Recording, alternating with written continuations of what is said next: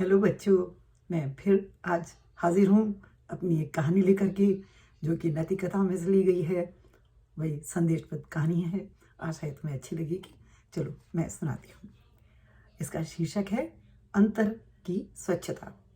किसी कस्बे में दो आदमी रहते थे। एक का नाम था प्रेम, दूसरे का नाम विनय। दोनों के घर आमने सामने थे। एक दिन संयोग से किसी बात पर उनमें तनातनी हो गई। बात छोटी सी थी लेकिन बढ़ गई। दोनों ही बेहद उत्तेजित हो उठे। प्रेम आपे से बाहर हो गया। बोला, शैतान के बच्चे, तेरी अकल घास चढ़ने चली गई है। इतना सुनना था कि विनय दांत पीस कर बोला, तूने मेरे बाप को गाली दी है, तेरी इतनी हिम्मत। वो सपाटे से अपने घर में गया और सामने लटकी तलवार लेकर प्रेम पर वार कर दिया। प्रेम ने बार बार रोकने की कोशिश की तो तलवार उसके हाथ में लग गई। प्रेम ने वार रोकने की कोशिश की तो तलवार उसके हाथ में लग गई। घाव हो गया, खून बहने लगा। तभी मोहल्ले के लोगों ने बीच बचाव कर दिया। दोनों अपने अपने घर चले गए। कुछ दिन बीत गए। प्रेम के हाथ का घाव अच्छा हो गया। वो उस घटना को भूल गया। पर विनय का मन साफ नहीं हुआ।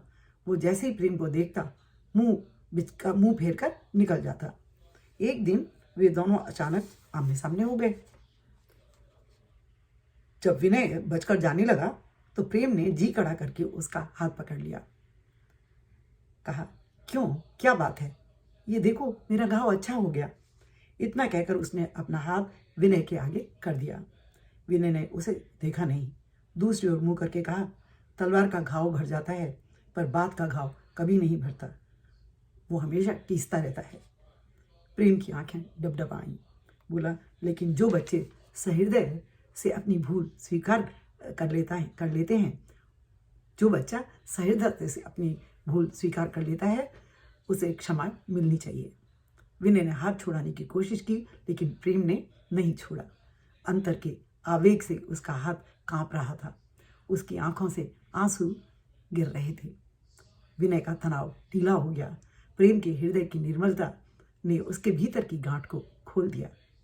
उसने अनुभव किया कि घाव तलवार का हो या बात का, वो असाध्य अंदर के विष से बनता है। अंतर की स्वच्छता से बढ़कर और कुछ नहीं है। तो सही है ना बच्चों?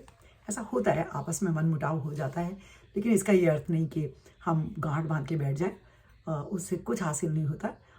एक प्रसन्नता का वातावरण बनाने की कोशिश करनी चाहिए। और इतनी बड़ी चीज़ नहीं है। माफ़ करना, माफ़ी मांगना, दोनों ही बहुत बड़ी बातें हैं। आशा है तुम ध्यान दोगे इस पर। ओके, बाय, फिर आऊँगी।